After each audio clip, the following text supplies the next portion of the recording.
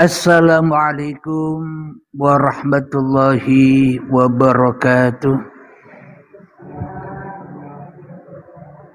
Bismillahirrahmanirrahim. Asyhadu an la ilaha illallah wa asyhadu anna Muhammadar Rasulullah. Allahumma shalli ala sayyidina Muhammad wa ala ali sayyidina Muhammad. Rabbi shrah li sadri wa yassir li amri wahlul 'uqdatam min lisani yafqahu qawli. Amin. Bismillahirrahmanirrahim. Allahumma salli ala sayyidina Muhammad wa asghiri zalimin bil zalimin.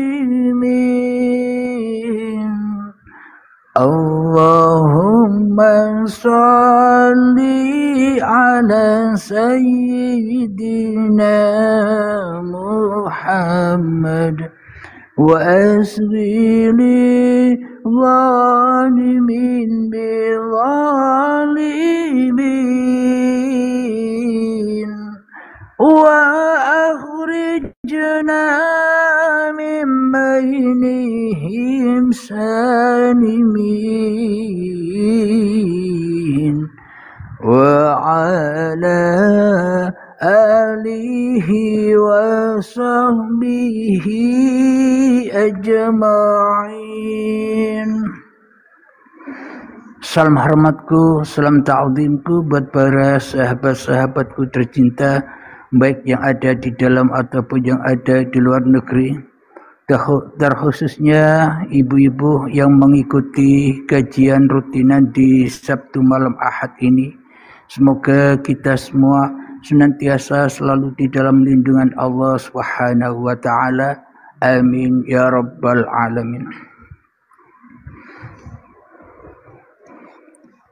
Malam Ahad yang indah ini kita lanjutkan kembali kajian kita tentang pembuka hati, yakni melanjutkan surat Fatihah.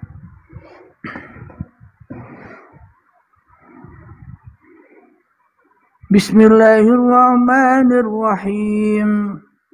Iyyaka na'budu wa iyyaka nasta'in.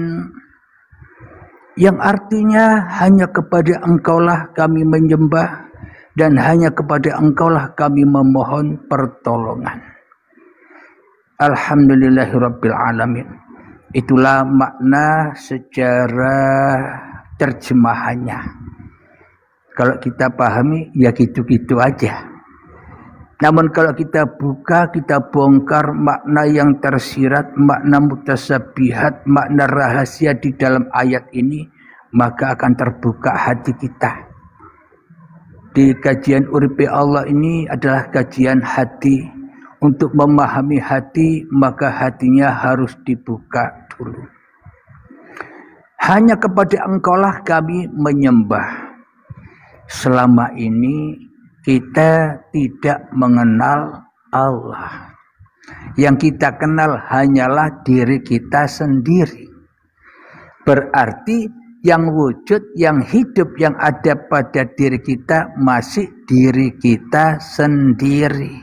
Berarti kita selama ini puluhan tahun mengabdi kepada diri manusianya. Bagaimana mungkin kita bisa mengabdi dan menyembah Tuhan sementara kita yang jadi Tuhan? Bagaimana mungkin kita bisa mengabdi dan menyembah Tuhan padahal kita selama ini yang kita hadap hanyalah hawa nafsu kita sendiri? Maka kita tak akan pernah bisa mendapatkan pertolongan Tuhan. Wong kita tidak nyembah Tuhan. Maka dari itu kenapa kok kita sering bersedih, sering susah, gelisah, kecewa, merana menghadapi kehidupan ini? Karena kita tidak sungguh-sungguh mengabdi, tidak sungguh-sungguh menyembah, tidak sungguh-sungguh menghadap Allah. Makanya tidak akan mendapatkan pertolongan Allah. Jadi manusia yang sungguh-sungguh mengabdi kembali kepada Allah, maka otomatis ditolong oleh Allah. Kenapa saya bilang otomatis? Karena manusianya sudah memasrahkan dirinya, hidupnya, badannya, segala urusannya sudah dikembalikan, sudah disandarkan kepada Allah. Pasti ditolong.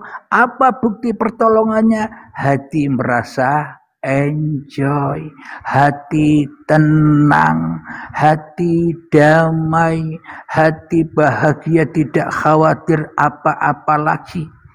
Itulah bukti pertolongan Allah. Iyyaka na'budu wa iyyaka nasta'in. Berarti hati kita selama ini kan tertutup untuk Allah. Kita selama ini tidak mau membuka hati kita. Kenapa? Karena diri kita ingin jadi Tuhan terus, ingin jadi raja terus, ingin jadi penguasa terus di dalam kehidupan ini. Ya tidak? Nah, jadi untuk melepaskan diri yang ada di dalam diri kita, yakni hawa nafsu kita, kita harus berani membuka diri kita untuk keluar dari bait. Bait itu apa? Hati. Manusianya dikeluarkan. Penguasa yang selama ini puluhan tahun yang menguasai hati, yang merusak hati, yang menakut-nakuti hati, yang membuat hati sedih, gelisah, sengsara, inilah yang harus dikeluarkan. Supaya apa? Supaya diganti dengan penguasa aslinya, yaitu Allah. Itulah yang dimaksud menjadi manusia baru. Manusia yang lama dikeluarkan, manusia yang lama dibuang, manusia yang penuh dengan angkara murka, manusia yang penuh dengan kebencian dikeluarkan, dibuang, diganti dengan manusia yang baru. Apa maknanya manusia baru itu? Hari kebangkitan. Bangkit sadar bahwa hidup ini Allah. Kalau hidup ini Allah, bagaimana mungkin manusianya bisa sedih? Wong manusianya sudah di dalam lindungan Allah. Bagaimana mungkin manusia bisa susah, bisa merasa bersalah, bisa merasa berdosa, bila yang berkuasa hanyalah Allah. La haula wala quwata illa billah. Jadi setelah kita memahami kajian di YouTube Uripe Allah ini, ternyata ketika kita dipahamkan, itulah yang dimaksud pertolongan Allah. Kenapa kita kok ditolong oleh Allah? Karena hati kita sudah bersandar kepada Allah. Menghadapi segala cobaan, menghadapi segala ujian, menghadapi segala keadaan, kita sandarkan semuanya pada Allah. Kenapa? Yang membuat kejadian, yang membuat keadaan itu ya Allah sendiri. Namun kenapa kok kita selama ini merasa sedih, gelisah, kecewa, marah? Karena kita melihat bukan kuasa Allah yang ada. Ya enggak? Kita melihat manusia yang lain yang menyakiti kita, manusia yang lain mengolok kita, manusia yang lain menghina kita, manusia yang lain menyalah-nyalakan kita. Karena kita selama ini melihat manusianya, makanya kita marah. Silakan. Karena kita selalu memandang manusia. Kenapa kok kita selalu memandang manusia? Karena kita selama ini nyembah manusia. Berarti Anda selama ini nyembah manusia, apa bedanya dengan orang lain? Manusia kok dijadikan Tuhan? Berarti Anda selama ini menjadikan diri Anda sebagai Tuhan. Kenapa? Karena kita tidak menyadari fitrah diri manusia kita. Katanya kita makhluk. Makhluk apa kholik? Ayo Anda. Makhluk kan? Nah, makhluk itu kalau Anda ingin tahu, makhluk itu seperti baju. Baju ini diam. tidak bisa ngapa-ngapain, kita taruh almari, dia tidak bisa pergi kemana-mana tanpa kita yang memakai. Itulah yang disebut makhluk. Jadi baju ini meskipun dia makhluk diam, tapi dia bisa ke Padang. Baju ini bisa ke Aceh. Loh kok bisa? Karena dipakai oleh yang punya baju. Berarti hakikat manusia itu makhluk, yakni seperti baju. Anda diperankan sebagai wanita, Anda diperankan sebagai pria, Anda diperankan sebagai ibu rumah tangga, sebagai pegawai negeri dan sebagainya. Itu cuma cerita. Ceritanya hidup.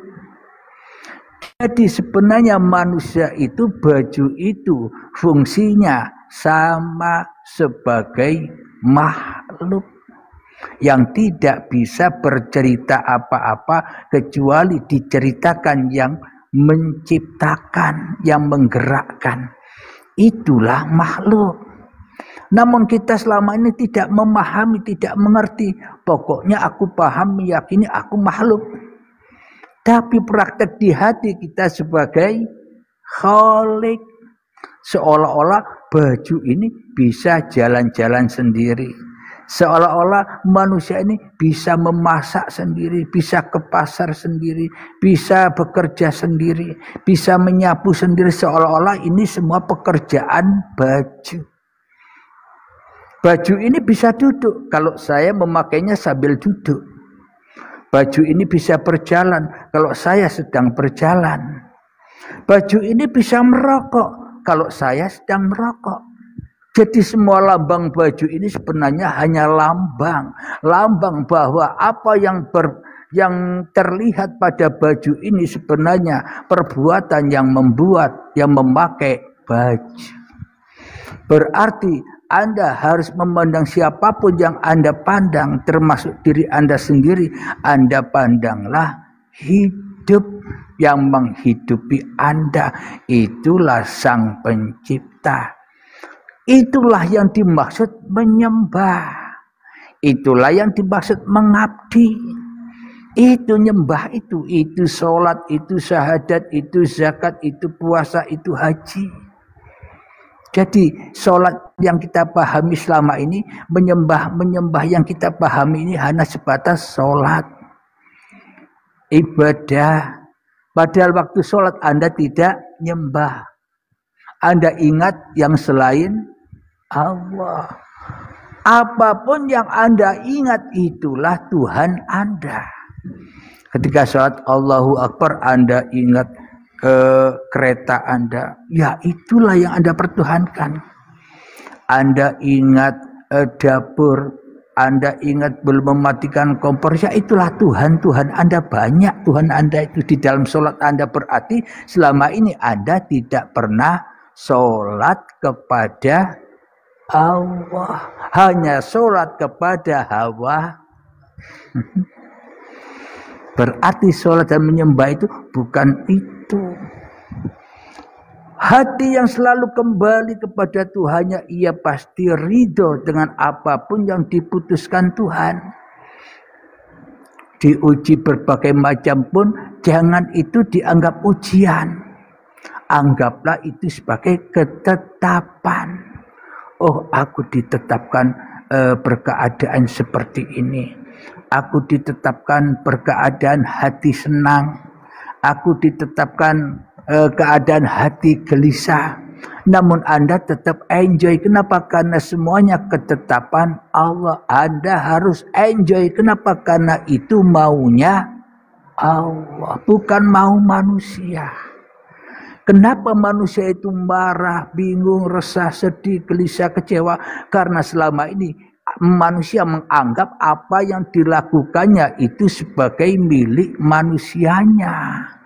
Maka disitulah manusia tertipu. Maka dari itu ketika masih manusianya yang jadi Tuhan di dalam dadanya, pasti memahami sholat, ibadah, menyembah itu ya seperti yang Anda pahami. berzikir, sholat, ibadah, puasa, zakat, wudhu dan sebagainya Anda anggap itu sebagai ibadah. Padahal sebenarnya yang dimaksud ibadah itu lillah. Ketika semua sudah dikembalikan kepada hidup, kepada Allah, ya itulah yang dimaksud ibadah. Berarti hakikat ibadah ketika Anda tidak mana mungkin Anda beribadah? Yang beribadah hanya Allah yang memerankan Anda sholat. Berarti Anda harus tidak merasa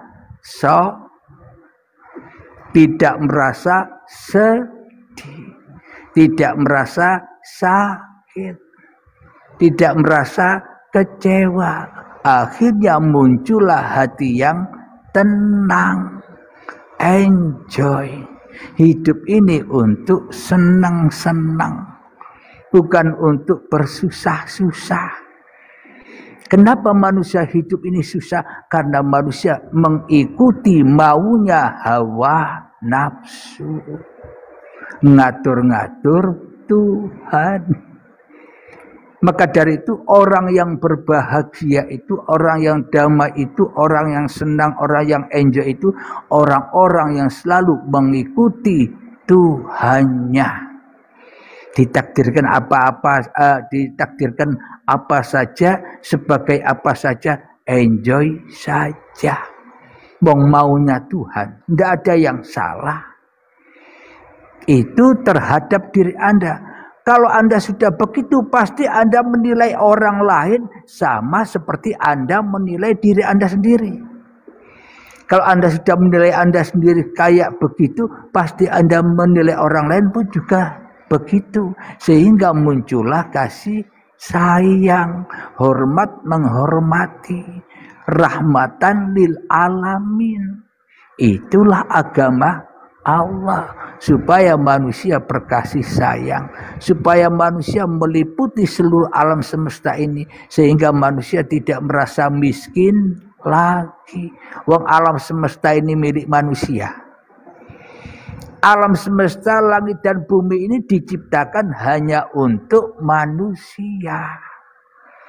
Ini secara yang di luar. Kalau yang di dalam, hidup dan badan ini diberikan hanya untuk manusia. Kenapa kok diberikan kepada manusia? Karena Allah ingin dikenal. Berarti Allah butuh manusia untuk mengenalkan dirinya. Allah butuh makhluk, butuh ciptaan untuk mengenalkan dirinya. Pasti ini banyak orang yang marah. Masa Allah butuh? Katanya Allah tidak butuh apa-apa. Logikanya, kalau Allah tidak butuh apa-apa, Allah tidak akan menciptakan Anda. Ya enggak? Kalau Allah tidak butuh apa-apa, Allah tidak akan menciptakan langit dan bumi. Kalau Allah tidak butuh apa-apa, Allah tidak menciptakan dosa dan pahala, neraka dan surga. Ya enggak? Kenapa semua ada? Allah butuh kepada semuanya. Untuk apa? Untuk pagelaran cerita Allah sendiri. Contoh Bu Lina, Bu siapa? Bu Eli adalah seorang dalang. Apakah Anda bisa main sendiri tanpa wayang, tanpa pagelaran, tanpa pelepah pisang, tanpa layar? Anda untuk membuat cerita itu, Anda butuh layar, butuh wayang. Anda harus beli kulit lembu, disikat, disamak, dibersihkan dengan kasih sayang agar tidak sobek, dicuci, dijemur sehingga kering. Setelah kering digambar. Setelah digambar, dilukis, maka setelah jadi, ini aku beri nama Lina. Ini saya beri nama Pita. Nah, ketika sudah ditancapkan ke pelepah pisang, jebret. Pita dan Lina bilang, sudah cukup. Tidak usah ikut-ikut lagi. Aku bisa jalan-jalan sendiri. Ya enggak. Selama ini kan begitu Anda. Seolah-olah Anda tidak butuh Allah. Aku naik motor bisa sendiri, tidak butuh Allah ya enggak? Padahal Anda bisa naik motor itu, ya dinaikkan Allah. Berarti wayang tidak butuh dalang. Dalanglah yang butuh wayang. Anda beli HP, berarti Anda butuh HP. HP butuh Anda apa tidak? Kalau HP butuh Anda, HP yang ada di dunia ini datang semua. Ayo. Kenapa Anda kok butuh HP? Karena sesungguhnya HP tidak butuh Anda. Kenapa kok Anda butuh HP? Anda butuh HP untuk mencari informasi di dalam HP ini. Sama halnya Allah. Kenapa kok Allah butuh menciptakan manusia? Untuk memerankan dirinya.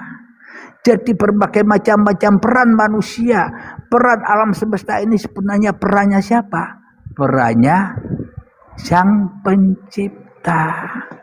Jadi kalau kita sudah paham bahwa semuanya adalah peran Sang Pencipta, bagaimana mungkin kita bisa marah lagi, sedih lagi, kita dihina orang, dicemooh orang, kita ingat, oh iya, yang menghina saya, mencemooh saya diceritakan oleh Allah untuk menghina saya. Kalau saya sudah tahu bahwa itu semua dari Allah, ngapain marah? Kenapa? Karena kita sudah tahu bahwa semua ini adalah cerita Allah. Manusia tidak akan pernah bisa bercerita. Tak satu pun manusia bisa bercerita bila manusianya berarti yang bisa bercerita kan yang hidup saja. Inilah bukti bahwa manusia selama ini diciptakan oleh Allah sebagai khalifah. Khalifah di bumi. Apa? Wakil-wakil Tuhan. Namun selama ini manusia tidak mau jadi wakilnya Tuhan. Tapi ingin jadi ketuanya Tuhan. Tuhannya diatur-atur. Ya Allah, aku sudah sholat 5 waktu berpuluh-puluh tahun. Sholat duha, sholat hajat, sholat tahajud. Kenapa kok belum engkau kabulkan?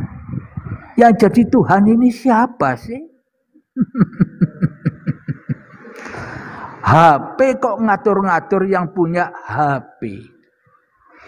Nah, jadi sebenarnya syahadat itu HP tidak mungkin bisa bersahadat, bisa menyaksikan yang punya HP. Dan manusia pun takkan pernah bisa menyaksikan Tuhannya, ya enggak?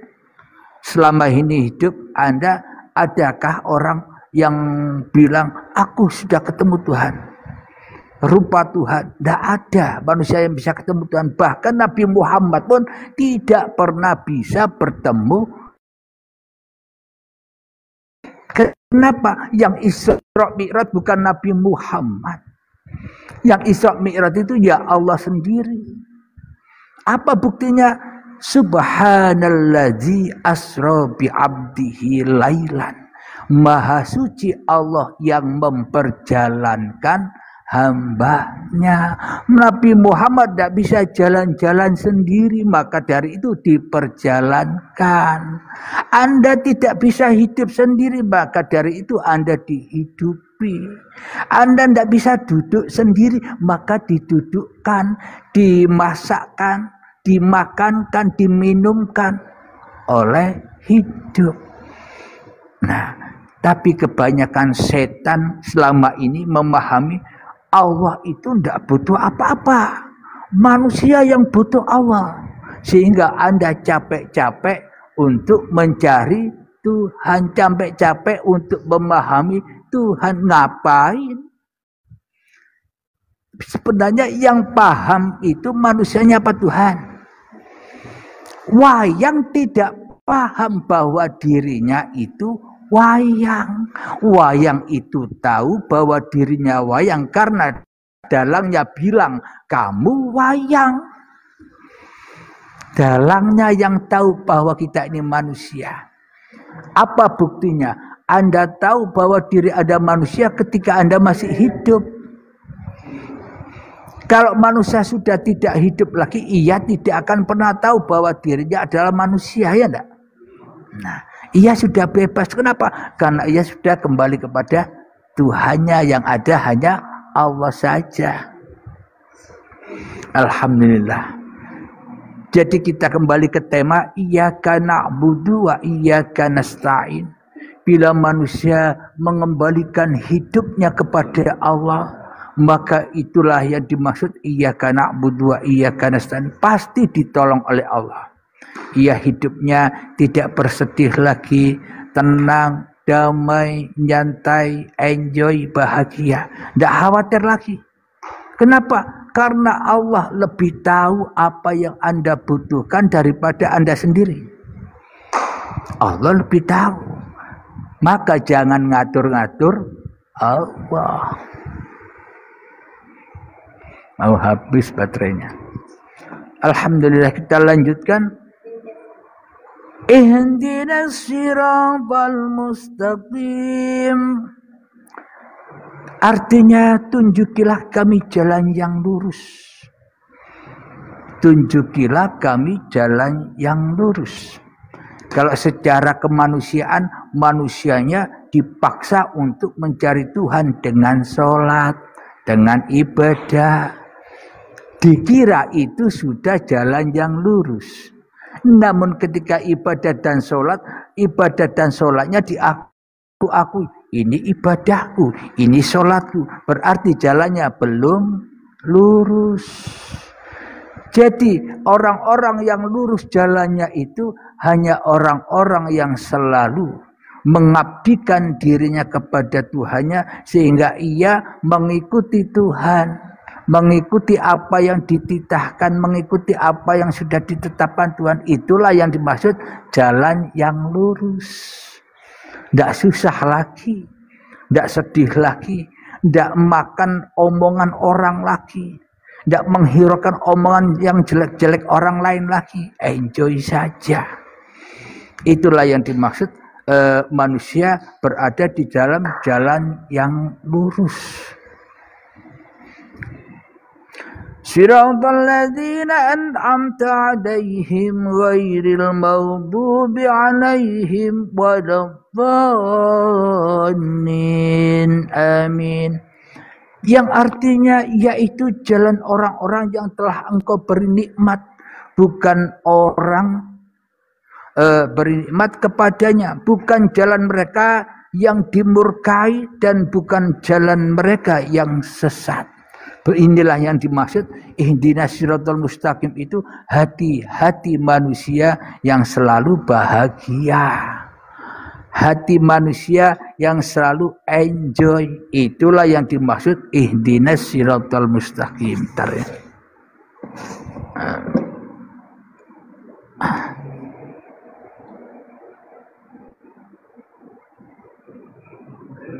Baterainya mau habis, jadi saya beli tas.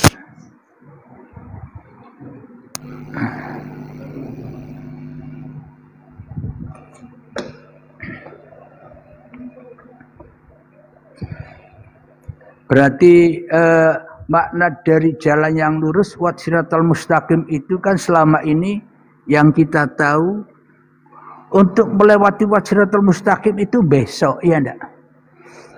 Besok. Katanya naik ke atas itu lamanya 1000 tahun. Terus ada jalan mendatar 1000 tahun juga. Berarti Anda harus berguru kepada Spiderman supaya bisa manjat. Kan jalan ke atas. Ya kan? Supaya tidak jatuh. Kalau tidak berguru sama Spiderman, tidak bisa naik ke atas Anda. Itu kan yang dipahami selama ini, yang diyakini kan. Saking lamanya jalan untuk ketemu Tuhan. Itu maknanya apa? Anda selama ini berpuluh-puluh tahun tidak pernah naik kepada Tuhan. Tidak bersandar kepada Allah. Tidak menyerahkan hidupnya kepada hidup. Maka dari itu jalannya tidak akan lurus. pasti menabrak-nabrak. Diomongin manusia dikit saja marah. Diomongin dikit gelisah, kecewa. Itulah bukti Anda belum bisa melewati siratal mustaqim. Kenapa? Berarti Anda belum jadi orang yang selamat. Loh, kok bisa? Sholat ibadah Anda selama ini bagaimana? Sholat dan ibadah Anda selama ini tidak nyembah Allah kok. Nyembah hawa nafsu. Makanya tidak selamat. Makanya gampang terbakar. Makanya gampang sakit hati. Gampang kecewa. Gampang tersinggung. Kenapa? Karena Anda mengikuti hawa nafsu. Alhamdulillahirabbil alamin. Yaitu jalan yang lurus itu apa? Yakni jalan orang-orang yang telah engkau bernikmat. Ayo, Anda selama ini sebelum ngaji di Pondok Uripe Allah ini, Anda selama ini kan banyak gersahnya, banyak marahnya, banyak kecewanya kepada Tuhan, ya enggak? Berarti Anda selama ini di jalan orang yang diberi nikmat, apa yang diberi kesengsaraan. Sengsara kan? Nah, berarti kita selama ini belum berada di dalam jalan yang lurus. Maka dari itu ngaji di sini supaya hati Anda selalu berada di jalan yang lurus. Agar apa? Agar merasakan nikmat terus. Ketika Anda tidak pegang uang, nikmati. Bagaimana cara nikmati? Allah maunya begini. Aku belum diberi rezeki. Entah besok lusa Allah pasti beri lagi. Hati harus husnudzon pada Allah. Supaya apa? Supaya kita tidak bersedih terus menerus. Tidak tersiksa terus menerus. Anda disiksa dengan harta, dengan uang. Kenapa? Karena Anda belum berada di jalan yang lurus. Anda menganggap uang ini menyelamatkan Anda, ya enggak? Padahal hanya Allah yang menyelamatkan Anda. Anda punya uang, tidak punya uang dan tidak punya uang, seharusnya hatinya enjoy saja, tenang saja. Anda punya uang, maunya Allah. Anda tidak punya uang, maunya Allah. Punya uang, tidak punya uang, enjoy saja. Lalu setan komentar gini, lah saya harus kerja, harus dapat uang. Nanti untuk anak istriku bagaimana? Nah, kalau pendapat Anda begitu, ya silakan berpanas-panasan. Anda dituntut oleh hawa nafsu Anda. Kenapa? Karena manusianya masih ingin jadi Tuhan terus. Jadi maknanya orang-orang yang kembali di dalam jalan lurusnya Allah, ia digerakkan secara syariat itu mencari pekerjaan atau mencari uang untuk menafkahi keluarganya. Namun dalam hatinya harus aku diperjalankan Allah untuk bekerja. Aku diperjalankan Allah untuk cari uang. Selalu dan selalu bersandar kepada Allah. Jangan bersandar kepada hawa nafsu. Kalau bersandar kepada hawa nafsu itu pasti kufur. La in syakartum lazidannakum wa la in kafartum inna azabi lasyadid. Barang siapa yang kufur maka ia akan mendapatkan azab. Namun bagi siapa yang syukur, punya uang, tidak punya uang, tetap syukur, tetap sabar. Digerakkan berikhtiar, ikuti saja. Dapat berapapun, yang penting disyukuri. Dengan syukur itu akhirnya barokah. Rezekinya berapapun akan barokah. Cukup untuk membahagiakan keluarga. Namun bila hati manusia kufur, harta sebanyak apapun malah akan menyiksanya. Hanya untuk apa? Untuk yang tidak bermanfaat. Untuk apa? Hanya ngobati penyakitnya. Tidak untuk menyenangkan keluarganya, tidak untuk menyenangkan dirinya, hanya untuk sakitnya saja, hartanya itu kumpul-kumpulkan. Buat apa kaya kalau sakit? Kenapa? Karena selama ini kita kufur dengan nikmat-nikmat Allah. Maka dari itu jaminan manusia bahagia itu bukan uang tapi hati yang menerima apapun keputusan Allah. Berarti Anda ikut Allah, berimamkan Allah. Itulah yang dimaksud sholat jamaah. Dapat 27 derajat. Ya itulah yang dimaksud sholat jamaah. Berarti yang dimaksud sholat jamaah itu Anda ketika masak, Anda harus berjamaah dengan Allah. Apa maknanya? Anda saksikan bahwa yang gerakkan ini Allah. Dan itulah yang dimaksud sholat daim. Sholat terus menerus. Tidak batal. Wuduknya terus menerus. Tanpa batal. Kalau wuduk secara kemanusiaan, secara syariat, wuduk yang dengan air. Nanti kesenggol yang bukan muhrim, batal wuduk lagi. Batal kentut, wuduk lagi. Tidak bisa terus menerus, tidak bisa suci terus. Namun kalau hatinya sudah suci, meskipun senggol-senggolan apapun tetap suci. Kenapa? Karena hidup yang menggerakkan. Selama ini yang membuat najis itu sebenarnya keberadaan diri manusianya di dalam hatinya, itulah yang dimaksud najis. Makanya tidak pernah menghamba kepada Allah. Kenapa? Karena bagaimana mungkin Allah menerima yang kotor. Yang sholat manusianya, ia tidak diterima oleh Allah. Yang ibadah manusianya tidak diterima oleh Allah. Berarti Anda sekarang baru tahu. Sholat Anda puluhan tahun lamanya sejak kecil. Ibadah Anda sejak kecil sampai setua ini. Ternyata tidak pernah diterima. Ya enggak? Karena Anda yang merasa sholat dan yang ibadah. Padahal kata Allah, inna sholati wa nusuki wa mahyaya wa mamati linnas apalillah. Lillah kan? Berarti kan hak Allah sholat itu. Nah, kalau sholat ibadah itu sudah haknya Allah, lalu bagaimana mungkin kita merasa bisa sholat? Kita merasa bisa ibadah, ya kan? Berarti manusianya tidak bisa sholat, tidak bisa ibadah. Apa yang dilakukan oleh manusianya, ini semua digerakkan oleh Allah. Alhamdulillahirabbil alamin. Untuk babakan pembuka hati ini lewat surat Al-Fatihah kita akhiri. Untuk minggu depan kita lanjutkan di surat Al-Baqarah.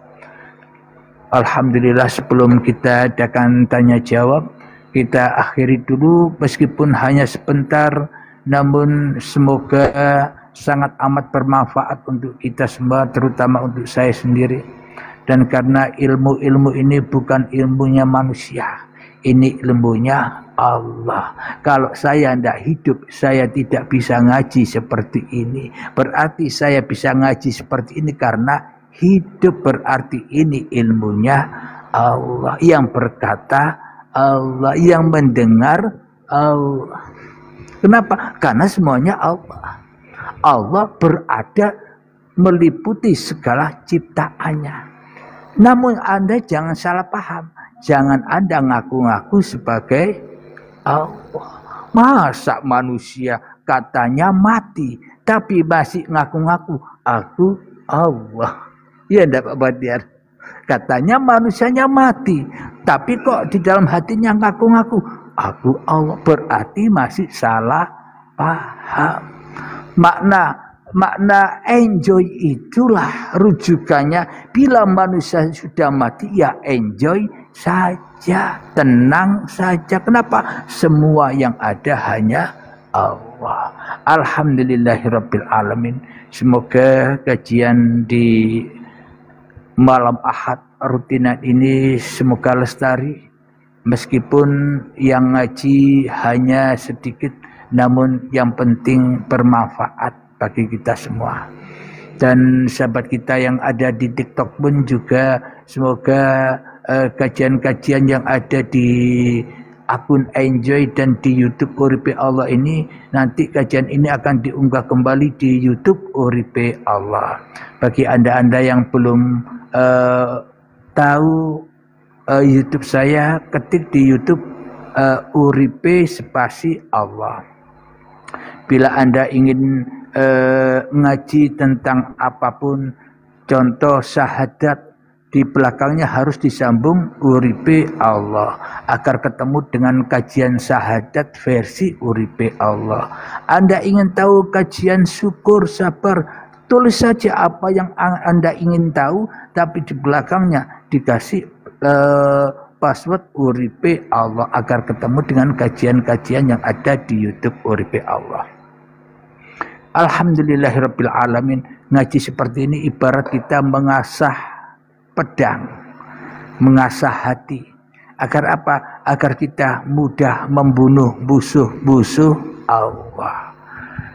Ketika saya bicara, manusianya ngaku yang bisa bicara. Berhubung pedangnya fisabilillah ini tajam, mudah diputus yang ngaku-ngaku ini. Ternyata Allah. Yang duduk Allah. Yang berdiri Allah. Apa maknanya? Apakah badan bisa duduk, bisa berdiri bila tidak hidup? Berarti yang duduk, yang berdiri sebenarnya badan apa hidup? Nah, itulah itu maksud Allah, wallahu ala kulli syai'in qadir. Allah berkuasa atas segala sesuatu. Semoga bermanfaat dan akhir kalam. Assalamualaikum warahmatullahi wabarakatuh. Silakan, mungkin sahabat-sahabat yang mau tanya, silakan. Apa yang mau ditanyakan tentang tema kita, pembuka hati.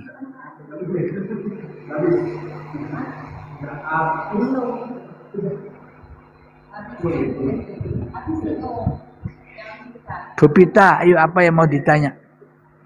Yang masih mengganjal di hati, silakan. Kita belajar bersama di sini. Kira-kira tapi yang dikaji tadi paham ya? Alhamdulillah. Yang penting apapun yang Anda terima, yang penting ada enjoy. Paham tidak paham, seumpama hati Anda tetap enjoy. Terima apa adanya. Kenapa? Karena yang membuat manusia paham ya Allah. Yang membuat manusia tidak paham ya Allah, sama saja. Yang penting Anda syukuri, enjoy saja. Namun suatu saat Anda akan diberi paham oleh Allah. Yang penting Anda sabar mengikuti ceritanya Allah. Rajin ngajinya, istiqomah ngajinya. Suatu saat Anda akan menemukan kebahagiaan. Alhamdulillah. Untuk yang di bawah, sahabat-sahabatku yang di TikTok, apa mungkin ada yang bertanya? Silakan diketik di bawah. Mungkin ada yang masih mengganjal tentang kajian di malam ini, tentang pembuka hati ini. Kamu sih?